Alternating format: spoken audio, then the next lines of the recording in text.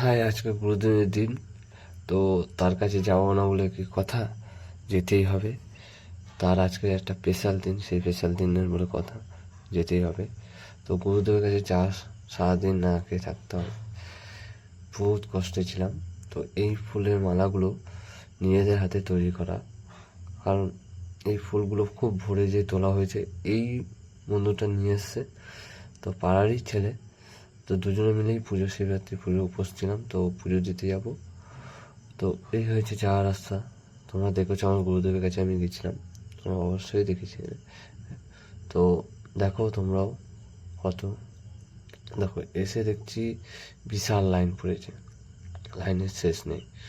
মন্দির থেকে প্রায় অনেকটাই দূরে যেয়ে দাঁড়াতে হয়েছে লাইনে, সবার সাথে মিশে। বিশাল লাইন দেখতে পাচ্ছ, কতটা রাস্তা পর। তো এসে লাইনে দাঁড়ালাম।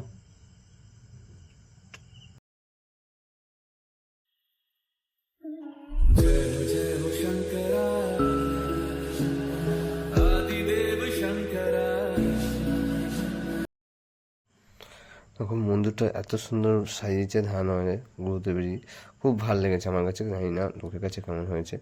লাইট, বিশাল লাইট দিয়েছে। তো বিশাল লাইনের ফলে অনেক কষ্ট করে মন্দিরের কাছে গেলাম। তো মন্দির ভিতরে ঢুকলে তো ভিডিও করতে পারবো না। তো যেটুকু পাচ্ছি তোমাদের শেয়ার করছি, তো যতটা সম্ভব, কেন আমার যে জল দিতে হবে, তো ওর জন্য দিতে পারলাম না পুরোটা ভিডিও। তো মন্দিরের পিছনে বাবার আর একটা মূর্তি আছে, তো শিবলিঙ্গ আছে। তো সেখানটায় আবার জল ঢালতে গেলাম। তো ওখানেও দেখছি লোক অনেকেই আছে, প্রায় 5-6 জন, পিছনেও আছে, তো অনেকেই আছে।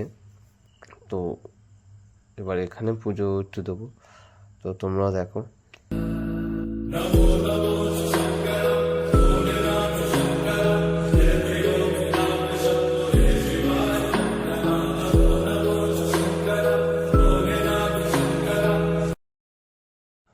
তো ওখানে জল ফল ঢালার পর চলে আসলাম মন্দিরের সামনেটা, তো তোমাদের আর একবার ভালো করে দেখানোর জন্য। তো এত ভিড়ের ভিতরে এখানে পুষ্পাঞ্জলি দেবে, তো পুষ্পাঞ্জলিও নেব। তো তার আগে আমার বন্ধুটা সে বলে ঘটে একটু বাবার প্রসাদ বা বাবার জল ইটে নেবে বলে। তো এখানেও বলছে মন্দিরে ঢুকবো। আমি বলি তাহলে মন্দিরের কর্তার সাথে কথা বল, যারা দায়িত্ব আছে তারা অবশ্যই ঢুকতে দেবে বা তারা জল ধরে নিয়ে আসবে। তো ওকে বলছি, ও শুনছে না, ও বলে এখন লাইন দিয়ে আমি আবার যাবো। আমি বলি না, যেতে হবে না, ওর বললে হবে। তো তারা ঢুকতেও দিয়েছে। তারপরে তো ও জল নিচ্ছে, ততক্ষণ একটু বাবা তুমি দর্শন করে নাও বাবার সবাই। তো গুরুদেবের আমার দর্শন, তো দেখুন সবাই কতটা সত্যভাবে দিচ্ছে, তো তাকে কতটা ভালোবাসে। ভালো সবাই বাসে আমি মনে করি। তো আমি তো বিশাল, আমার তো বিশালই সে সব কিছুই। তো তার জন্য এটুকু কষ্ট করতে হয়। আজকে সারাটা দিন না খেয়েছিলাম, নির্জলা বললেই চলে, কোনো জলও খাইনি। তো সেই অবস্থায় গাড়িও চালিয়েছি। তো তখনও ভিডিওটা দিতে পারিনি। তো বিশাল কষ্ট হয়েছিল, কেন আজকের দিনটা সারাদিন, তো আবার রাতও জাগতে হবে। তো যতটা চেষ্টা করবো রাত জাগা তো সম্ভব। আর